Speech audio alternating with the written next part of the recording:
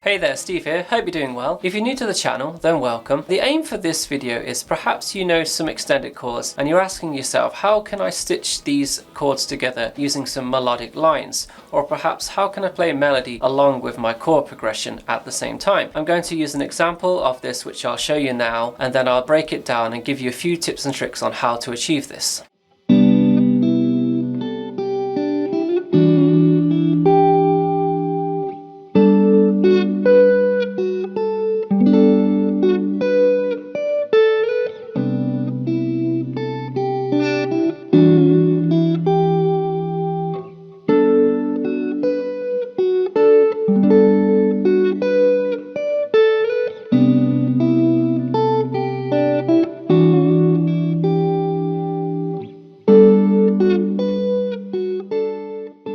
So the central idea of this video is to stitch the melody around the chords that you are playing. Either you can play the chord and the melody at the same time, like in the example, or you could be playing the melody in between each chord shape. However, I'm trying to make the melody sound quite melodic here, so I'm looking to situate the main notes of my melody on the first, the third, and the fifth of each chord, because these are called chord tones, and they sound nice and harmonious when you play them along with the chord. So let me teach you a method quickly of how you can work these out and how you can fit them around the chord shapes. So if we take our G with a C in the bass, I see this chord as a C major chord.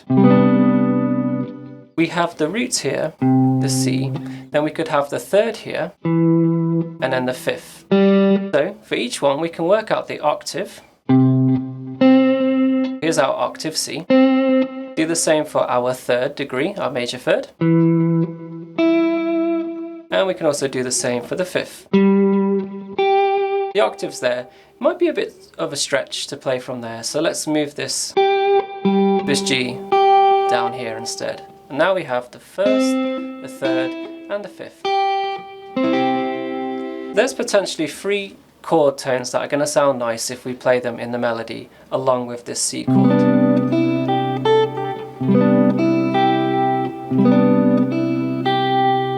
We can repeat the same process for the other chords. We have this E minor 9 chord. We have our roots.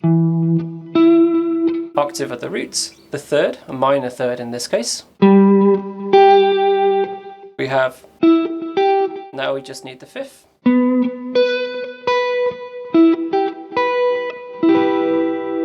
You can see we have a minor triad built there. Major, minor, and our last chord is another major chord. So we could just use the same major triad shape there. So the beauty is, from the 5th string root here, we can get the shapes down pretty quickly. We now know that this is a major triad shape, minor triad shape, and another major triad shape. The same thing again, but a different chord. So now you know where those chord tones are. You can start to see how you can play them with your chord shapes.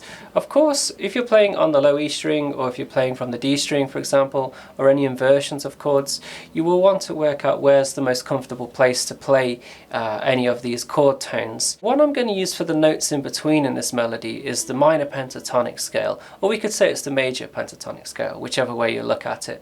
We're in the key of G, so I'm going to use the E minor pentatonic scale, and those extra notes are going to add some colour, but I'm not going to really hang around on those notes because they create a bit of tension, and then they get this nice release when I use one of the chord tones. So over the C chord, for example, so I have this, I bring in the third, then I use a minor pentatonic note, then I hit the fifth there, right? Then I use another minor pentatonic note.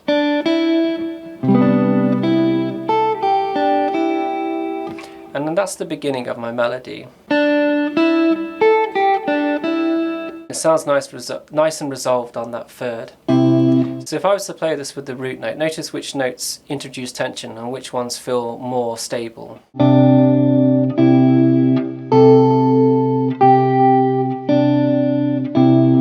You should have heard that this third and this fifth sound the most stable, right? Now I did a similar thing when we came down to this E minor chord. Instead of using that triad here, I shifted up this E notes up here to be able to play it along with the chord shape. So here I'm using the root and the third as the anchor points in the melody. Then we come to the last chord in the progression, the G shape. And I could, use the traditional shape here, but I found this this shape with the add 9 major second just really helped me move around with the melody here. So I bring in the major 7 for some tension, and I bring in the third here for stability.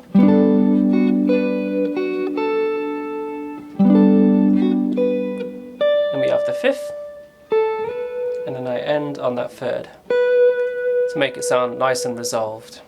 Right then, so hopefully that helps you. It is a bit of an oversimplification of what's going on there, but hopefully you can glean some information of things that you can do. Try to sing the melody in your head, what you can hear, and then try to use those chord tones as anchor points in your melody if you want to sound melodic. Of course, you can do the opposite and avoid those melodic notes for some interesting ideas. Okay, so that's it for this video. Thank you very much for watching. If you would like to support the channel, there are numerous ways you can do that, and there's links for those down below in the description. If you would like a copy of the exercise, this tab here, a Guitar Pro, PDF, whatever you would like, that's available to patrons that support the channel, and there's a link for that down below in the description.